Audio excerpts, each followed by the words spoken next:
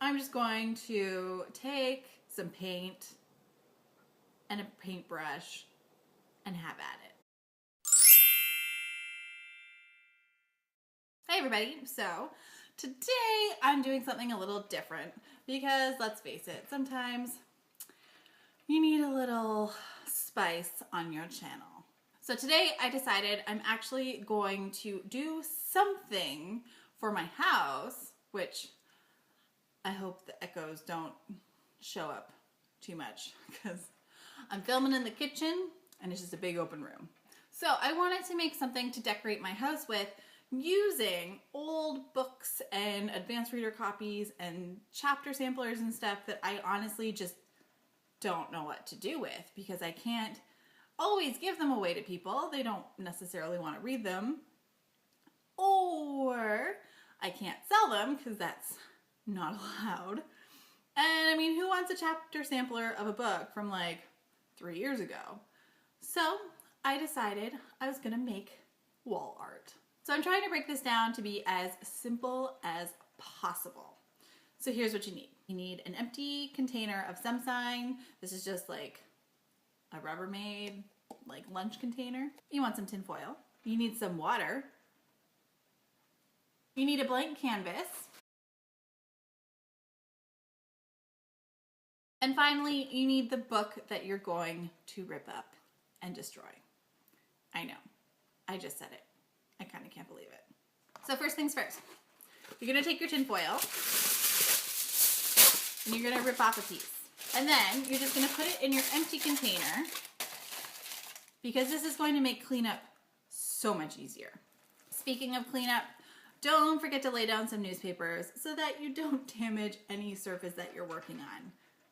Yeah, I need to do that step right now. Okay, one final thing that you do need are, for later, paintbrushes, paint, and paper towel, which I have over here, but you can't see and I don't feel like reaching for them. So you've taken your bowl, you've taken your tin foil, and you have put the tin foil in the bowl. Next, you're going to take your glue. I had to buy brand new glue because I couldn't find my glue. And you're going to unscrew the top and you're going to just pour it into the bowl. See that? That's in the bowl.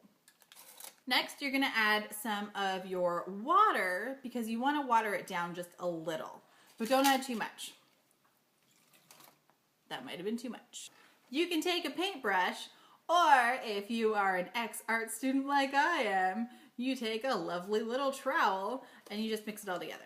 Basically, what I'm doing is I'm just kind of making a homemade Mod Podge. You can actually go out to craft stores and buy Mod Podge, but usually this is cheaper. We'll see how the end result is. But what you want is like a runny consistency of your glue. So you don't want it to be completely like goopy. Runny. Runny is good. Then comes the hard part. You're gonna take your book. This is a chapter sampler of Clockwork Prince I got at BEA a couple years ago. I did this part last night. You rip out all the pages. And here are the pages. It's like magic. So what you want to do is you just want to take random pages, or not so random, depending on what you want to do with it. And you're going to take the page, you're going to take your paintbrush, and you're going to take your mixture. And you're just going to cover the back with the mixture. You don't have to be pretty about it because we're going to be covering it anyway. And then you pick a spot and you lie it down. And they don't have to be straight. You can put them on however you want. And then you're just going to put it over top of it and make sure that it goes down and it soaks down and you're just really pasting it down. So then you're just going to start taking pages and pasting them down and layering them. So if it's a book that there's like certain pages with quotes that you really like, you can make sure that they're really prominent. To be honest, I haven't read this book yet, but while I was flipping through it, each of the chapter headers has a really fun like poem or something on it. So what I'm going to do is I'm going to try and put down those, And what you can also do is you can like tear the page so that you get different edges and it's not just like all straight edges. Just makes it a little more interesting. And you're just going to keep repeating the process of putting a bit of paste on the back and then pasting it down on top. What I've decided to do is to actually take a quote from the book, which I found on Goodreads because, like I said, I haven't actually read this, and I'm going to write it in script letters over top. If you want to speed up any of the drying, you can definitely take a blow dryer and just like shiv it over it. I think maybe that's what I'm going to do.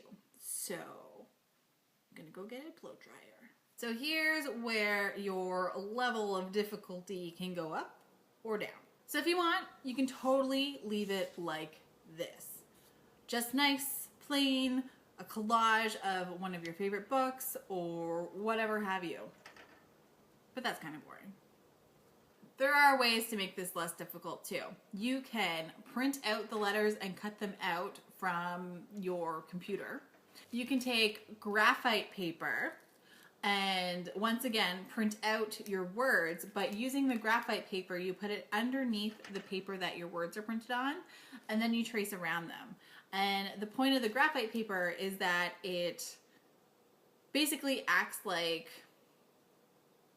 a stencil kind of. So you could do not only words, but you could do a picture as well and then paint it in. However, for the sake of time and my own sanity, I'm gonna freeball this.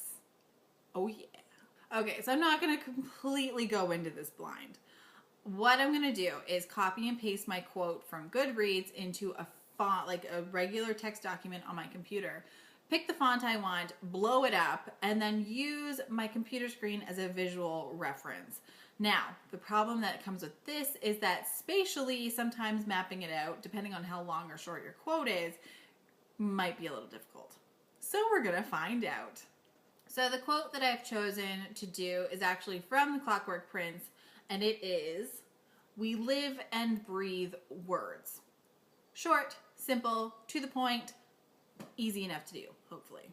So the paint I'm using is just leftover acrylic paint that I got at a craft store or at Michael's. Some of it's even from when I was in university as an art student. So it was bought at the art store that the university told us to go to. But it's honestly, it's just any acrylic paint. Acrylic is going to dry faster. And unless you're really well versed in painting, try and stay away from the oils. Now, you could always do this in watercolor as well, which would actually have a really cool effect with the words, and especially since you're going to have a layer of glue between the ink and your paint, it probably wouldn't bleed through. However, I don't know how well it would adhere and dry to the glue, so we'll try that another time. For now, I'm just using regular old acrylic paint, and yeah, it's not that expensive for a nice big bottle like this. So what I'm doing is I'm just taking a smaller paintbrush. You can use more of a like pencil type paintbrush for this, but since my words are going to be so big because my canvas is rather large, I don't need to get too detailed with the fine tip of my paintbrush. That can always come later when I mess up and I try and fix stuff. Now here's the hard part. Since I'm not tracing this on first, I kind of have to figure out spatially where everything goes. And it's really just going to be cross my fingers and hope the hell this works out. Okay, looking at this, it looks like shit. So what I'm going to do is I'm going to take my trowel and I'm going to load up the trowel with some paint like this. And I'm just going to take that and smear it.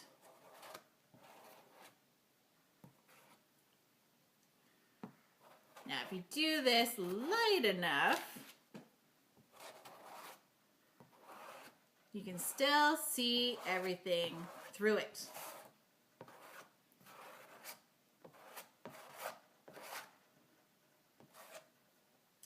Now, this is where the fun part comes in, because you can also now take more colors and make an abstract painting on top of your book collage. And now it becomes all about just layering on the paint until you're happy with your end result. This is how art happens.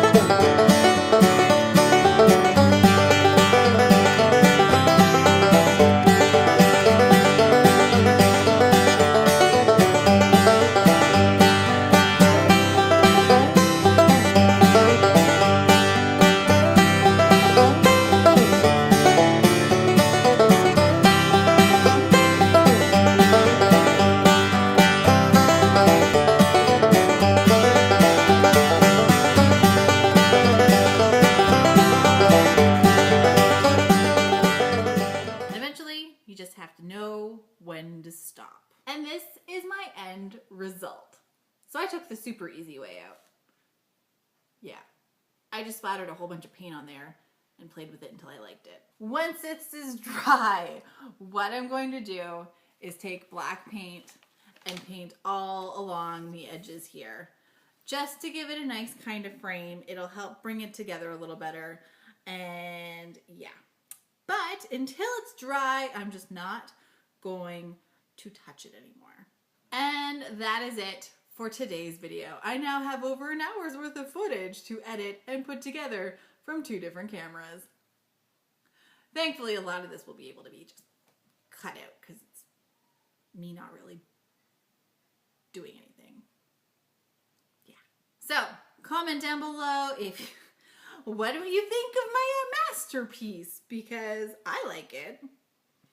Yeah, I like it. And I'm glad I didn't rip up a book that meant a lot to me to do this. So don't do that. Only books you don't care about. Because, yeah. So until next time, guys, happy reading.